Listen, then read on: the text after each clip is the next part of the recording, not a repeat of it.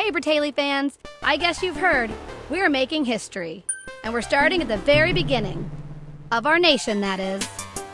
Yankee Doodle went to town, riding on a pony that he found. Stuck a feather in his hat, called it macaroni, then he kept on riding on his pony. We're off on a trip back in time to the American Revolution, in costume and undercover. We're in hot pursuit of characters like General George Washington, lady spies, soldiers, presidents, pirates, horses, and some pretty sweet dance moves. We'll travel the original 13 colonies to see what we can find and recreate some of history's most famous moments. So saddle up.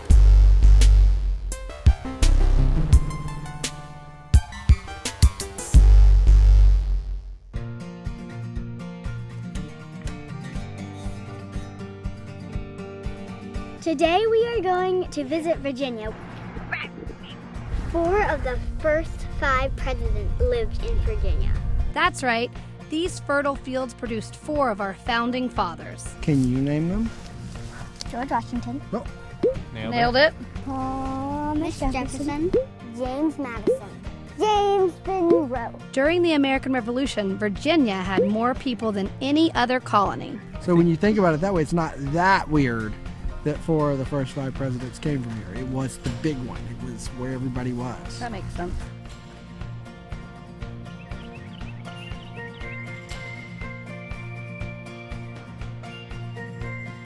Right now we're at Monticello, which is the home of our 3rd president, Thomas Jefferson. Before he was president, he basically helped start the revolution when he wrote some of the most famous words ever, the Declaration of Independence. Life, liberty, the pursuit of happiness. We saw his house on this really high hill. This is his first daughter, Patsy. She was 4 when the revolution started, and about Annie's age by the time it ended. Like most celebrity kids today, Patsy lived in a house about 10 times bigger than anyone else's. Yeah, he lived back there, no biggie. It was called Monticello, which means Little Mountain in Italian. It had 30 rooms. I would be really scared to live in this house because it's really fancy and you don't want to break anything. Digital class. Watch your head, General. And it's really big and I would get lost. We wondered what Patsy did here while her dad was away.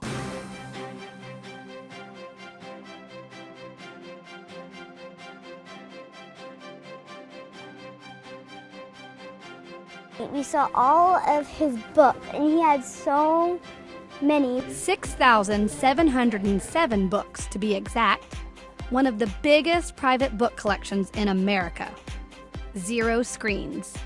All the books were crazy. There was a billion in there. They looked very, very old. I held one and it almost came apart.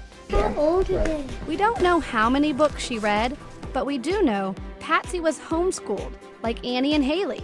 In a letter her dad wrote her, he lays out her schedule. 2 hours of practicing music in the morning, at least an hour of drawing, dance class, music again, also French, reading, writing. This is giving me some good ideas. 7 languages. English, French, Italian, Spanish, Latin, Old English, and Greek. Emoji? Not emoji, not yet, not fluent. He's kind of a superhuman, huh? Kind of a superhuman, yeah. That's not the scientific term we would use, but I'm gonna incorporate that into my tours from now on. Oh my gosh, jeez. I didn't notice how big the area is. Historians still dig on Monticello in search of old artifacts. We decided to help them out a bit to learn more about Jefferson's plantation.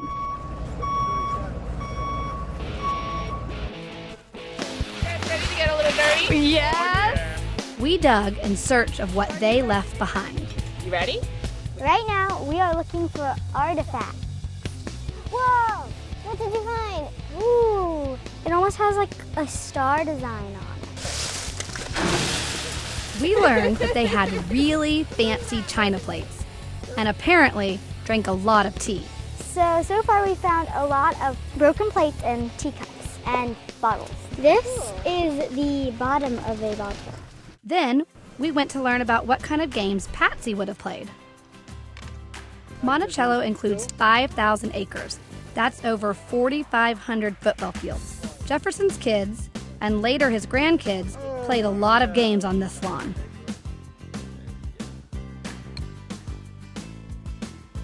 Oh! Woo. So Jefferson will take a handkerchief and he'll bring his grandchildren out to this lawn. And he will line them up in order of height.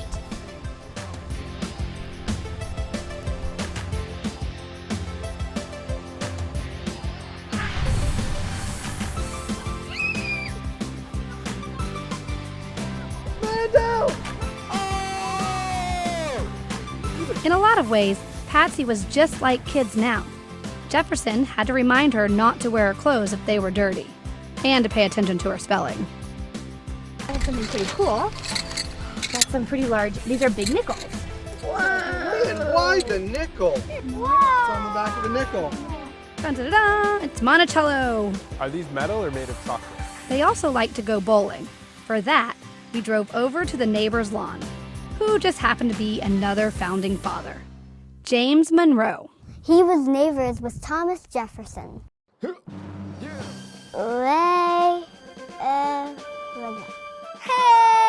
Thomas Jefferson!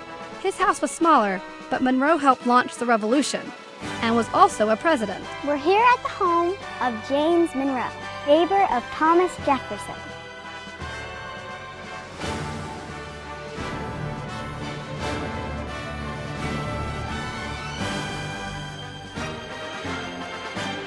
We played yard bowling, which was really fun. Bowling 10 pins. 10 pins?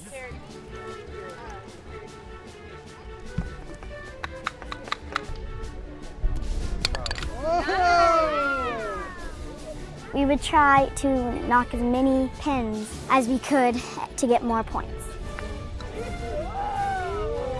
That used to be one of the most popular games in the early colonies. Wow, legit. After the Revolutionary War, lawn bowling wasn't as cool anymore because it was one of those British sports. Oh, one of those. One of those for the British. So even our friend George Washington here, though he loved lawn bowling, had to pretty much stop playing. I loved it, but So what'd you do? instead, I planted some magnolia trees in formation in the game's honor. We played this game called paddleball. You would have this paddle in your hand and you would like step on and the ball would go flying and you would hit it with your paddle and see how far it goes. Oh, you hit it! Home run! Oh, so close!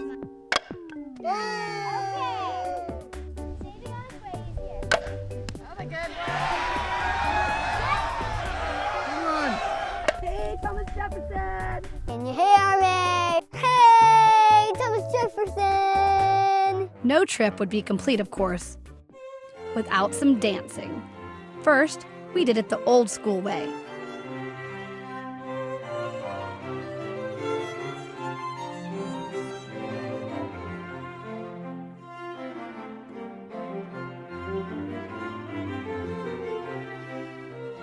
And then we try to teach all the Revolutionary War folk how we do it in this century. Should we teach a dance? The John Hancock. And that's what life was like for Patsy, a girl whose actual father was a founding father. And after all that bowling and dancing and hooping and reading, her dad went on to become president, and she moved with him to the White House. But she always came back to Monticello, her little mountain.